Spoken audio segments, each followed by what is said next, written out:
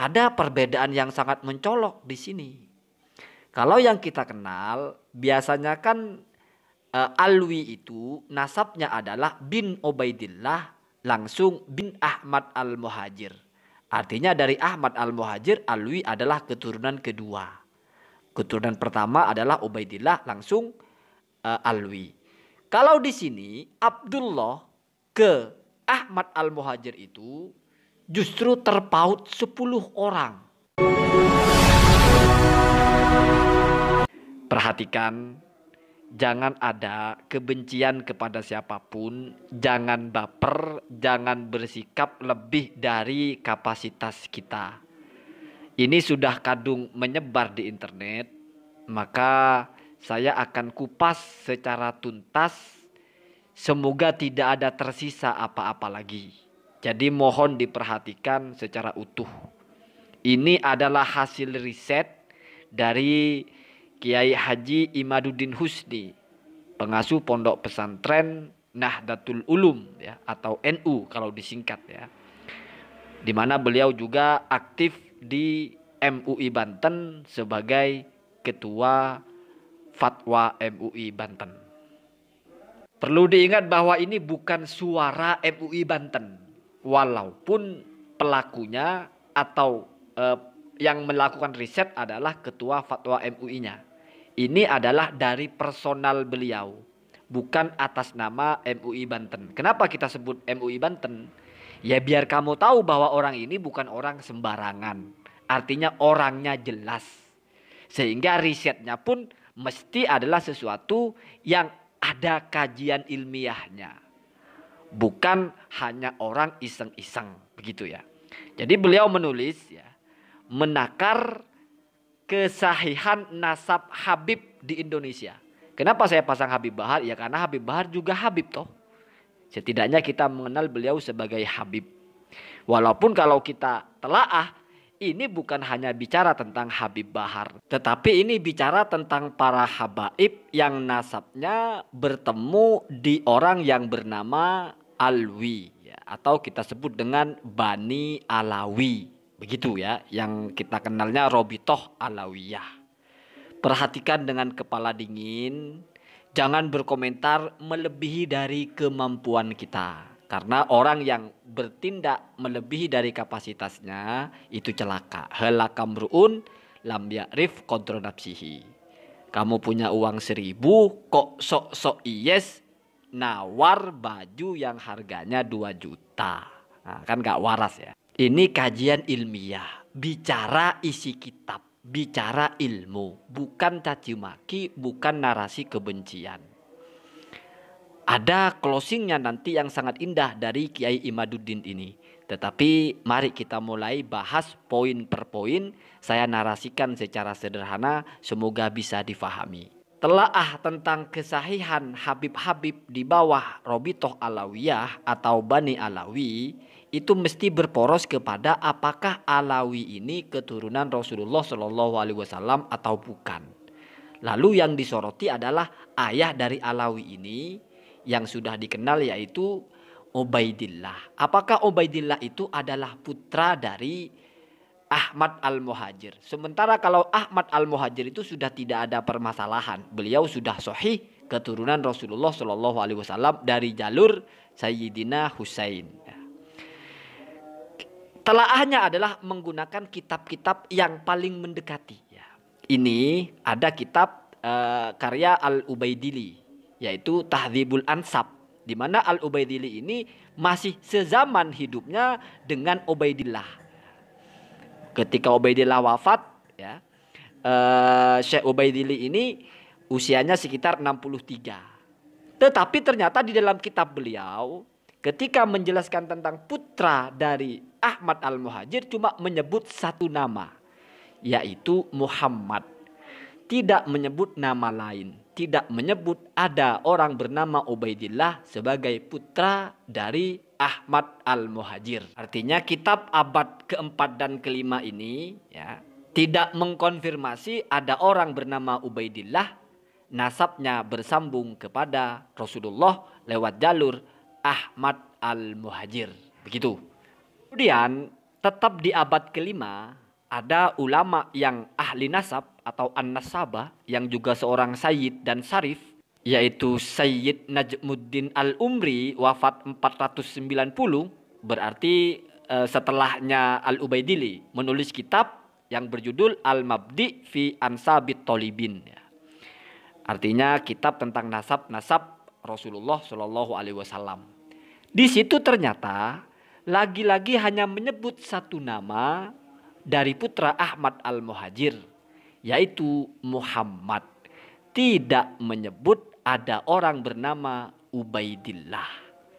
Nah, jadi sudah dua kitab yang klasik tidak mengkonfirmasi ada Ubaidillah bernasab kepada Ahmad Al-Muhajir. Begitu. Kemudian masih di abad kelima ada seorang sayyid juga, Ibnu Toba, ya. Beliau menulis kitab yang berjudul Muntaqolatu At-Tolabiyah. Jadi sama ya, tentang nasab-nasab Rasulullah ke bawah. Ini semuanya ulama ahli nasab ya, An-Nasabah, Al-Ubaidili, Najmuddin Al-Umri, termasuk Ibnu Toba ini sama-sama ahli nasab. Dan kebetulan mereka juga adalah keturunan Rasulullah Shallallahu Alaihi Wasallam. Di dalam kitab ini belum ada orang bernama Ubaidillah, karena ketika menyebut putra dari Ahmad Al-Muhajir sama dengan kitab sebelumnya, yaitu hanya menyebut satu nama, bernama Muhammad bin Ahmad Al-Muhajir. Berarti fix dari 3 kitab di abad kelima ini yang disebut sebagai putra Ahmad Al-Muhajir hanya satu orang, yaitu Muhammad bin Ahmad Al-Muhajir bin Isa Al-Akbar atau Ar-Rumi. Kemudian masuk kepada kitab abad ke-6 yang ditulis oleh Imam Fakhruddin Ar-Razi yang berjudul Asy-Syajarah Al-Mubarakah. Ya sama itu, pohon-pohon nasab maksudnya ya. Di sini ada yang berbeda. Ketika menyebut putra dari Ahmad Al-Muhajir, Imam Ar-Razi ternyata menyebutkan 3 nama, yaitu Muhammad sebagaimana disebut dalam 3 kitab sebelumnya, di mana Muhammad ini berada di daerah Roy ya. Nah, Fakhrul Razi ini juga tinggal di tempat itu, artinya di tempat yang sama. Kemudian 2 nama berikutnya adalah Ali yang ada di Ramallah dan juga Husain yang ada di Naisabur. Ya. Jadi sampai di sini abad ke-6 ada perkembangan bertambah 2 nama, Husain dan Ali. Tetapi nama Ubaidillah belum juga muncul sampai abad ke-6. Masuk kepada abad ke-7 dan ke-8. Apakah muncul nama Ubaidillah? Ternyata sama sekali tidak ada muncul nama Ubaidillah putra Al-Muhajir. Pada kitab abad ke-7 ada orang bernama Azizuddin Al-Marwazi mengarang kitab Al-Fakhri fi Ansabit Tolibin. Justru hanya menyebut satu nama putra dari Ahmad Al-Muhajir, yaitu Muhammad. Jadi sama dengan kitab abad ke-5, 3 kitab sebelumnya itu. Kemudian kitab di abad ke-8 yaitu Sofiyuddin At-Tobtoki mengarang kitab Al-Asili fi Ansabit Tolibin, sama tidak menyebut Ubaidillah, justru menyebut nama Muhammad saja sebagai putra dari Ahmad Al-Muhajir bin Isa Ar-Rumi. Lalu memasuki awal abad ke-9, belum juga muncul nama Ubaidillah. Di sini ada kitab Umdatut Thalib fi Ansabi Ali bin Abi Thalib, karya Ibnu Al-Anbah. Dalam kitab ini lagi-lagi hanya menyebut nama Muhammad sebagai putra dari Ahmad Al-Muhajir. Dan perlu diketahui bahwa dari awal saya bacakan nama kitab itu tidak pernah ada cerita ada zuriyah Rasulullah hijrah ke Yaman. Jadi walaupun disebut Al-Muhajir, sama sekali tidak ada mereka menyebutkan mereka hijrah ke Yaman. Dari mulai kitab abad ke-4, ke-5, ke-5, ke-6, ke-7, ke-8 sampai ke abad awal 9 ini belum ada keterangan zuriyah Rasulullah yang bernama Ubaidillah atau putra Al-Muhajir lainnya yang berdomisili di Yaman atau di Hadramaut. Begitu ya. Jadi belum ada cerita-cerita seperti itu. Baru memasuki akhir abad ke-9 muncul nama Abdullah sebagai putra dari Ahmad Al-Muhajir. Berikut juga di sini mulai ada keterangan tentang zuriyah Rasulullah, putra Ahmad Al-Muhajir ini yang berdomisili di Hadramaut atau di Yaman. Tetapi ada perbedaan yang sangat mencolok di sini. Kalau yang kita kenal biasanya kan Alwi itu nasabnya adalah bin Ubaidillah langsung bin Ahmad Al-Muhajir. Artinya dari Ahmad Al-Muhajir, Alwi adalah keturunan kedua. Keturunan pertama adalah Ubaidillah langsung Alwi. Kalau di sini Abdullah ke Ahmad Al-Muhajir itu justru terpaut 10 orang. Jadi banyak sekali nama-namanya itu ya. Jadi Alwi kan sudah mulai diceritakan di sini. Ya. Mulai diceritakan tentang Bani Alwi atau Abu Alwi. Alwi bin Fulan, bin Fulan, bin Fulan sampai baru masuk kepada bin Abdullah bin Ahmad Al-Muhajir. Ayah langsungnya Alwi itu adalah Abul Jadid ya. Jadi Alwi bin Abul Jadid itu namanya diulang-ulang. Bin Jadid, bin Ahmad, bin Ali, bin Jadid terus.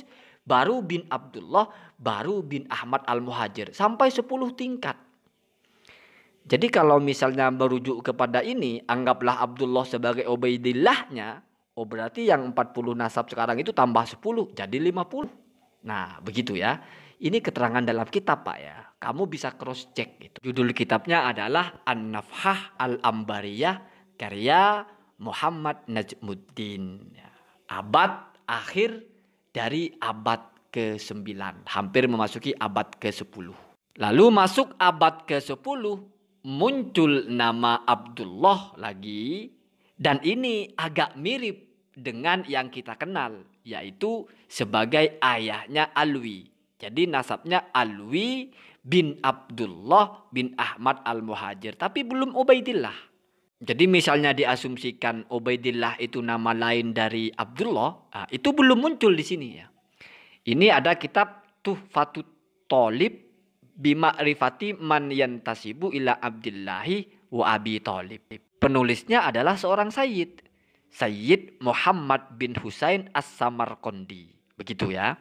Jadi di sini mulai ada cerita-cerita tentang Bani Alawi. Walaupun berbeda versinya, ada yang menyebut Bani Alawi, ada yang menyebut Bani Abi Alawi ya. Itu tidak terlalu krusial ya. Yang lebih krusial justru tentang urutan nasabnya itu. Nah, kalau di sini memakainya sama dengan yang kita kenal. Jadi Abdullah punya anak bernama Alawi. Nah, ayahnya Abdullah itu adalah Ahmad Al-Muhajir. Berarti Alawi bin Abdullah bin Ahmad Al-Muhajir. Begitu. Kemudian di bagian ini adalah perbedaan antara hubungan Alwi dengan Abdullah yang terdapat dalam kitab akhir abad 9 dan abad ke-10 ya. Kalau yang di akhir abad ke-9 itu antara Alwi dengan Abdullah berjarak 9 tingkat. Artinya Alwi ini keturunan ke-10 dari Ahmad Al-Muhajir. Sementara kalau yang di abad ke-10 maka seperti yang kita kenal, Alwi bin Abdullah bin Ahmad Al-Muhajir. Berarti keturunan kedua. Keturunan pertamanya Abdullah, keturunan kedua langsung Alwi. Dan belum ada penyebutan bahwa Abdullah itu juga disebut sebagai Ubaidillah.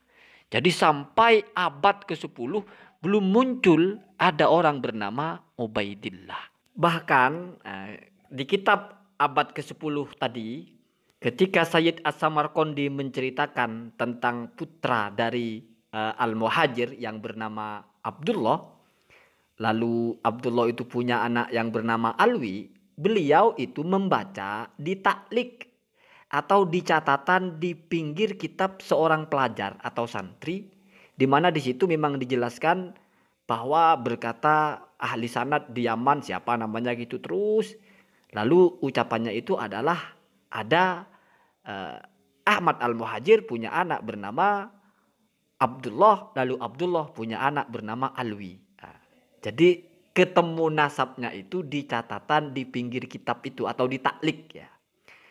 Ini ditulis langsung oleh As-Samarqandi. Jadi bukan kita mengada-ngada, As-Samarqandi sendiri. Kenapa? Karena ada ulama di zaman itu yang tidak berkomentar tentang putra dari Ahmad Al-Muhajir ini selain Muhammad. Jadi tentang apakah punya putra bernama Abdullah, ya, ulama tersebut diam. Lalu As-Samarqandi ini pernah membaca, gitu, pernah menemukan, lalu dimasukkan dalam kitabnya. Ya wallahu a'lam dari mana jalurnya ya. Seperti itu. Ini fakta ilmiah Pak. Bukan kita mengada-ngada. Beliau yang menulis. Bisa Anda baca kitabnya. Ya. Di dalam Tuhfatul Thalib bima'rifati man yantasibu ila Abdillah wa Abi Thalib. Karya As-Sayyid As-Samarqandi. Anda bisa baca. Semua orang bisa baca ini. Nah akhirnya pada abad ke-14 ada beberapa kitab dari ulama Yaman yang menulis bahwasanya Ahmad Al-Muhajir itu punya putra 2. Yang pertama Muhammad yang sering disebut dari tadi itu. Yang kedua adalah Abdullah wa yusamma Ubaidillah. Dan juga disebut atau dipanggil Ubaidillah. Jadi baru abad ke-14 ini muncul nama lain dari Abdullah sebagai Ubaidillah. Abdullahnya sendiri muncul di akhir abad ke-9 dan abad ke-10. Lalu abad 14 muncul lagi fakta baru. Ternyata nama lainnya adalah Ubaidillah. Padahal Ubaidillah itu wafatnya tahun 400 Hijriah atau abad ke-5. Masih sezaman dengan Al-Ubaidili. Wallahu a'lam. Kenapa informasinya begitu sulit ditulis oleh pakar-pakar nasab dari masa ke masa. Sehingga ya berjarak dari tahun 400-an sampai 1400 atau 1300 lebih. Baru ada penyematan nama Ubaidillah bernasab kepada Ahmad Al-Muhajir karena Ubaidillah adalah nama lain dari Abdullah. Dan kitab abad ke-14 yang menyatakan Ubaidillah nama lain dari Abdullah ini ditulis oleh, ya kalau di sini disebutnya Syekh Abdurrahman Al-Masyhur, kalau kita mengenalnya Habib ya, Habib Abdurrahman Al-Masyhur ya. Ini adalah ulama petinggi dari Sadah Alawiyah. Jadi ini ulama Mufti Syafi'i juga ya di Hadramaut ya. Jadi beliau menulis kitab tentang silsilahnya lalu menyebut bahwa Abdullah itu ya nama lainnya adalah Ubaidillah dan putra Ahmad Al-Muhajir ya 2 yang disebut di situ, yaitu Muhammad dan Abdullah alias Ubaidillah. Berarti tidak menyebut nama Ali dan juga tidak menyebut nama Husain. Jadi begitu ya. Itu faktanya. Jadi abad ke-14 oleh sohibun nasabnya ya, oleh ya yang zuriyah ini mencatatkan atau menuliskan nasabnya bahwa ada Ubaidillah itu ada. Itu nama lain dari Abdullah. Ya wallahu alam, ini Abdullah yang mana? Apakah yang versi terpaut 10 tingkat dengan Ahmad Al-Muhajir atau yang versi terpaut 2 tingkat saja? Nah, yaitu wallahu a'lam ya. Ini merujuk kepada Ubaidillah yang mana. Nah, berangkat dari fenomena seperti ini, maka Kiai Imaduddin memandang ini sepertinya perlu telaah atau perlu pembuktian. Artinya ini tidak bisa diisbat. Kenapa? Karena terlalu banyak polemik, terlalu banyak persoalan. Kok sampai beratus-ratus tahun nama orang tidak dikenal, tidak muncul. Tiba-tiba muncul belakangan hari. Nah, itu ya. Itu telah ilmiah, Pak, bukan kebencian. Ya wallahu alam, kenapa Kiai Imaduddin tidak menulis Habib atau Sayyid tapi Syekh ya. Ya wallahu alam, saya tidak terlalu jauh menelaah tentang itu. Mungkin beliau tidak menganggap ini sebagai Sayyid. Kenapa? Karena beliau mungkin meyakini telaahnya bahwa ini masih perlu dipertanyakan nisbatnya kepada Rasulullah. Karena Pak, kita bukan hanya harus berhati-hati kepada zuriyah Rasulullah dalam artian jangan sampai ada orang yang ternyata keturunan Rasulullah kita tidak anggap sebagai keturunan Rasulullah. Ada yang sebaliknya juga, kita harus berhati-hati. Jangan sampai ada orang yang bukan zuriyah Rasulullah, kita anggap zuriyah Rasulullah. Karena itu sama-sama kebohongan atau kesalahan kepada Rasulullah Shallallahu Alaihi Wasallam. Begitu ya. Kemudian saya bacakan kesimpulannya. Penelitian penulis ini bukanlah hakim atas hakikat kebenaran atau kesalahan. Jadi ini bukan vonis. Ia berjalan dalam kajian ilmiah berdasarkan fakta ilmiah yang bisa diteliti kembali oleh siapapun yang berkehendak melakukannya.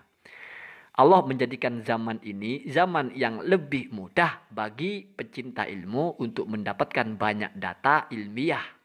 Kitab-kitab yang penulis sebutkan dapat diakses langsung di internet. Sebagai manusia yang lemah dengan segala kekurangan, tentunya penulis bersedia mendapatkan masukan dari berbagai pihak akan penelitian penulis ini. Wallahu a'lam. Jadi nanti perlu kita membuat tanggapan untuk ini. Sekarang kamu perhatikan dulu, simak utuh dulu, renungkan. Kalau merasa perlu. Kalau tidak perlu ya sudah diabaikan. Yang penting jangan membenci siapapun. Jangan menyalah-nyalahkan siapapun. Apalagi kamu tidak tahu apa salahnya. Ujuk-ujuk kok benci orang. Gak ada kerjaan. Allahumma hdina hada sabil. Sayangi keluarga kita. Kita punya pekerjaan sendiri-sendiri. Ya, tidak memperhatikan nasab. Ya minimal perhatikan nasib.